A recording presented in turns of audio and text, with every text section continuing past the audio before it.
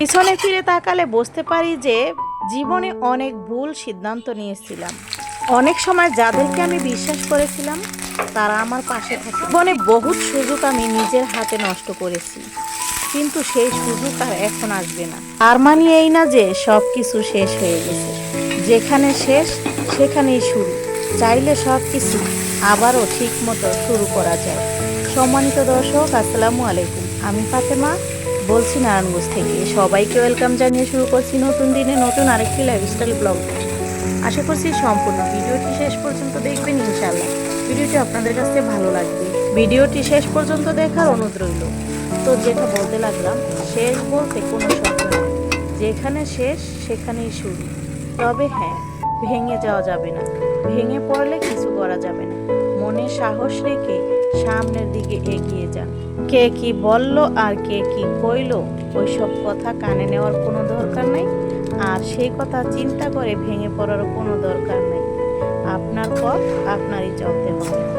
লোকের কথা শুনে কিচ্ছু করার দরকার নাই। লোক তো শুধু ধোঁকাই দিতে জানবে আর খারাপটাই চাইবে, ভালো পথ কখনো তারা দেখাবে না। আর আপনি ভালো কিছু করেন সেটাও কেউ চাইবে না। সবাই চাইবে সবার চাইতে খারাপ থাকুন আপনি। সেটা আপনজনেরও হবে এবং পর মানুষেরও হবে। আর পরিবারের ভিতরে আপন মানুষরা আপন মানুষের খারাপ আরও বেশি চায়। এটা হচ্ছে বাস্তব কথা। মুখেই বলে যে ভালো চাই, আসলে ভালো চায় না।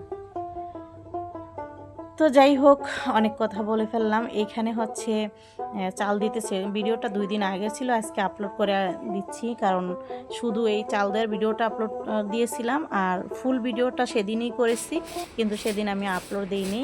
এরপর হচ্ছে মানে নাস্তা খেয়ে চলে গেছে আপনাদের ভাইয়া ঘরটর গুছগাছ এই সংসারের কাজগুলো নিয়ে ভিডিওটা। তো দেখুন, বিছানাপাতি গুছগাছ করে নিছি। ছেলে চলে গেছে, ওর রুম গুছিয়ে নিলাম। মেয়েও চলে গেছে ওইখানে যে চাল দিতেছে আপনাদের ভাইয়া, মেয়ে সাইকুলও আছে। তো আমি এই ফাঁকে হচ্ছে ঘরগুলো গুছিয়ে টুছিয়ে তারপর রান্না করতে যাব। আসলে কি সব কিছু ক্লিয়ার থাকলে রান্না করতে ভালো লাগে। এর আগের দিন তো সেপালি আসে না, আজকে আবার আসে কি না জানি না। তাই হচ্ছে আমি আগে আগে কাজগুলো সেরে ফেলি। অবশেষে পরে আসছিল, তো এর আগের দিন আসে না, যার কারণে ভাবলাম যদি না আসে তাহলে তো আবার আমার সমস্যা হবে। তো এই জন্য আগে আগেই শুরু করে দিলাম সব কয়টা ঘর মোছা টোছা। তারপর হচ্ছে মানে ফার্নিচারগুলো মুছলাম। তারপর হচ্ছে যেখানে যেটা গুছগাছ করা লাগে গুছিয়ে রাখলাম। তারপর আবার রান্না করা বাকি আছে, রান্না করতে চলে যাব। ঘরটাও ঝাড়ু দিয়ে রাখি, যদি ও আসে। কিছু থালাবাটি মানে অল্প পরিমাণে আসছে। এখন তো আমাদের তেমন একটা খাওয়া হয় না, মানে দুপুরে খাওয়া হলে ওগুলা দুপুরে ক্লিন হয়ে যায়। এরপর রাতের থাকে, সেটা রাতেই ধুয়ে ফেলি। সকালে যা খাওয়া হয় সেগুলো আর কি থাকবে। তো ও আসলে সেগুলো ধোবে হানে, তারপর হচ্ছে না আসলে আমি ধুয়ে ফেলবো। আর এই তো মেয়ের ঘরটাও গুছগাছ করলাম। মেয়ে চলে গেছে, রুমটা গুছিয়ে নিচ্ছে এই ফাঁকে। কারণ ওরা থাকলে এক একটারে বলতে হয় তুমি এই রুমে যাও, এখন ঘর গুছানো হবে, তুমি ওই রুমে যাও। এভাবে করে ওদেরকে সরিয়ে সরিয়ে ঘরটা গুছগাছ করতে হয়। তো এখন হচ্ছে এই ঘরটাও ঝাড়ু দিয়ে, মানে প্রত্যেকটা ঘরেই ঝাড়ু দিয়ে ফেলছি। তবে আমি 3টা বেডরুম দেখলাম, ডাইনিং রুম, তারপর হচ্ছে বারান্দা টারান্দা, এগুলো সবই আমি মানে ক্লিন করে নিয়েছি। শুধু আসলে হচ্ছে ও করতে পারবে। তো দেখুন, এই তো 3টা বেডরুমে আমার গুছানো হয়ে গেছে। তারপর চলে যাব আমি রান্না করার জন্য। রান্না করার জন্য অবশ্য কোটা কাটার যে কাজগুলো, পেঁয়াজ টেস্ট, সেগুলো আমি কেটে কুটে রেখেছি। এরপর আপনাদের ভাই আবার বাজারও যাবে, সে যে চাল দিতেছে যার কারণে হচ্ছে যাইতে পারতেছে না। তো এই পাশে রুটি বানানো হয়েছে। তো এই রুটিগুলোকে আমি সবসময় এভাবে রেখে দিই, ভাবলাম একটু আপনাদের সাথে শেয়ার করি। আপনারা হচ্ছে এইভাবে এই কাগজের ভিতরে রেখে দিবেন। একটু শক্ত টাইপের আটা গলতে হয়, লেট কাটার থাকে না ভালো। তো পারফেক্ট মতো গুলে নিলে ঠিক হয়, কোনো ধরনের সেঁকতে হয় না। না সেঁকেই কিন্তু আপনার 5-6 দিন খাওয়া যায়।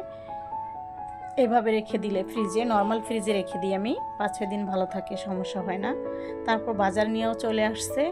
তো এখন এখানে আমি একটু মাংস কেটে নিচ্ছি। এখানে হচ্ছে সম্ভবত 3 কেজি উপরে হবে না, এরকমই হবে, আইডিয়া করে বললাম।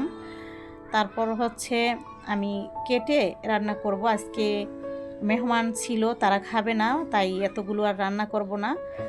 তো এখন হচ্ছে আপনার ভাইয়া, আমি আর হচ্ছে ওই যে মুন্নার আব্বু চাল দিতেছে, সেও খাবে, সাইফুল, 4 জনে খাবো। যার কারণে হচ্ছে তাও আবার একবেলা খাবো, বিকেলে খাই না আমরা, যার কারণে অল্প করেই রান্না করতেছি, শুধু দুপুরে খাওয়া হবে এই। তো মাখিয়ে ঝুঁকিয়ে বসিয়ে দিব, বিকেলে তো হালকা নাস্তা খাওয়া হয়।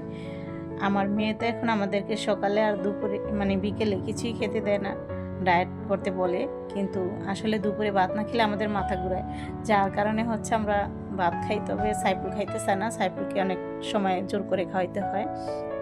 তো আমি যখন রান্নাটা করতেছিলাম যে সাইফুল ভাত খাবে, অবশ্য সে ভাত খায় না, বলছে যে আমাকে রুটি ভেজে দাও, আমি রুটিই খাবো।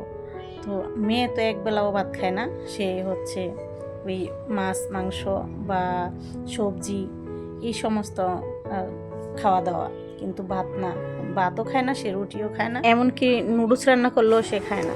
তো ঘরে অনেক খাবারই আছে, ওকে খেতে বলি কিছুই খাবে না, শুধু ফল টল এইসব আর কি খাওয়া হয়।